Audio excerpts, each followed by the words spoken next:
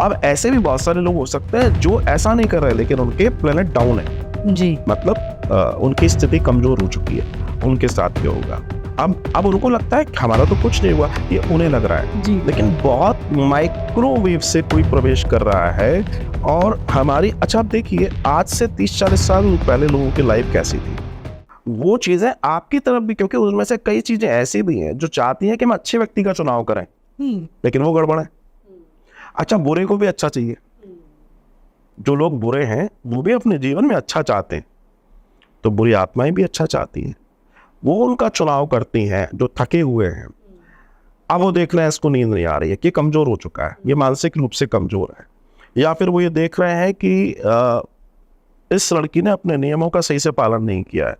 Daily routine के बहुत सारी चीजें हैं। आजकल स्थिति ये हो गई है कि कोई समझने को तैयार नहीं है और समझाने को तैयार नहीं है। पहले के समय में हमारे पुराने जो लोग थे वो कहते थे बेटा अभी नहीं निकलना है, अभी कहीं नहीं जाना है, अभी सर धोना है, अभी सर नहीं धोना है, अभी ये नहीं खाना है, मीठा खा के बाहर नहीं जाना है। इवन मेहंदी मेहंदी क्यों? क्योंकि उसमें स्मेल है, मैं खुशबू है। मेहंदी लगा के आप अभी तो आजकल अगर आप देखेंगे ना, कोई जैसे करवा चौथ तो पूरी मार्केट भरी हुई है और वो सब ऐसे चौराहे क्रॉस करके घर जा रहे हैं। यही हो रहा है लेकिन कोई मानने को तैयार नहीं है। अब उनको लगता है कि हमारा तो कुछ नहीं हुआ, ये उन्हें लग रहा है जी। लेकिन बहुत माइक्रोवेव से कोई प्रवेश कर रहा है। और हमारी अच्छा आप देखिए आज से 30-40 साल पहले लोगों की लाइफ कैसी थी और आज कैसी है। उस समय कुछ नहीं था लेकिन सुख और ऐश्वर्य था। तो बहुत कुछ है लेकिन सुख नाम की चीज नहीं है। क्यों नहीं है? क्योंकि वो जो डैमेज है वो दिख नहीं रहे हैं लेकिन वो डैमेज बहुत बड़े हो रहा है। तो अब सब अपनी मर्जी के कार्य कर रहे हैं। मैंने आपको इतनी बड़ी बात बताई कि जो लोग ये रात्रि का भोजन जो बाहर से आ रहा है, आप विचार कीजिए, तो वो अकेला भोजन नहीं आ रहा है। हमें इस चीज को बहुत बहुत बारीकी से समझना पड़ेगा। तो ऐसे लोगों के साथ स्लीप पैरालिसिस जैसी स्थिति होगी। अब ऐसे भी बहुत सारे लोग हो सकते हैं जो ऐसा नहीं कर रहे लेकिन उनके प्लेनेट डाउन है जी, मतलब उनकी स्थिति कमजोर हो चुकी है। उनके साथ क्या होगा?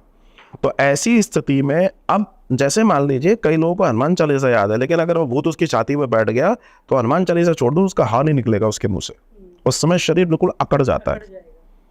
अब आप ना हाथ ला सकते हैं ना पैर ला सकते हैं, आपको कोई मंत्र याद नहीं आएगा, आप बिल्कुल मुर्दा की तरह हो जाते हैं उस समय। मतलब आप बिल्कुल फ्रिज हो चुके होते हैं और आपकी सांसें उखड़ती हैं। ये ऐसा होता है, आप घबराते हैं, आप आवाज लगाना चाहते हैं, जैसे मान लीजिए आप चिल्ला तो आपकी हवा निकलेगी मुंह से मगर शब्द नहीं निकलेंगे। आप हा हा करते रहेंगे लेकिन कोई आवाज आपकी, आप किसी को पुकारना चाहेंगे तो आप पुकार नहीं पाएंगे। और ये अक्सर लोगों के साथ घट रहा है। अब बात ये आती है कि कई साइकियाट्रिस्ट को मैंने देखा, वो ये कह रहे हैं कि कोई बात नहीं, अगर ऐसा होता है तो थोड़ी देर के बाद आप सोने की चेष्टा कीजिए। मुझे बताइए कि कोई ऐसी घटना घट जाए तो कौन सो पाएगा? क्या कोई सो सकता है? दूसरी चीज, जो उसके साथ घटना घटी है क्या उसके बाद उसके शरीर के अंदर कोई चेंज आया? हाँ, उसका शरीर वीक हुआ है, बिल्कुल जान नहीं बची है। जितने लोगों के साथ ये ट्वाइस इन अ वीक हफ्ते में 2 या 3 बार या 4 बार हो रहा है, आप विचार कीजिए उसकी आत्मशक्ति कितनी बची होगी। डार्क सर्कल दिखने लग जाते हैं। सबसे बड़ी बात यह है कि वो सो ही नहीं पा रहा है ना, वो घबराहट में है। अगर वो बैठा है और अगर एक सुई गिरा दीजिए तो उसको यह धक्का होगा। क्यों होगा? क्योंकि अंदर से वो हिल चुका है, खाली हो चुका है, उसमें बल नहीं बचा हुआ है। तो ऐसी कंडीशन में वो अपनी जिंदगी कैसे जिएगा? आज जो सबसे बड़ी चिंता का विषय है कि ऐसे हमारे जो भाई बहन हैं वो अपनी जिंदगी कैसे जी पाएंगे। क्योंकि अगर वो भय के साए में है, उनके साथ ऐसी घटनाएं घट रही हैं, तो समवेयर डाउन द लाइन उनके जीवन के कई सारे जो बड़े पहलू हैं उनको वो छू ही नहीं सकते, क्योंकि उनके पास वो आत्मबल नहीं है। दुनिया में हर चीज जो घट रही है उसके लिए आत्मबल चाहिए, और अगर आत्मबल नहीं है तो आप ये तय मान के चलिएगा कि इससे बचना बड़ा मुश्किल है।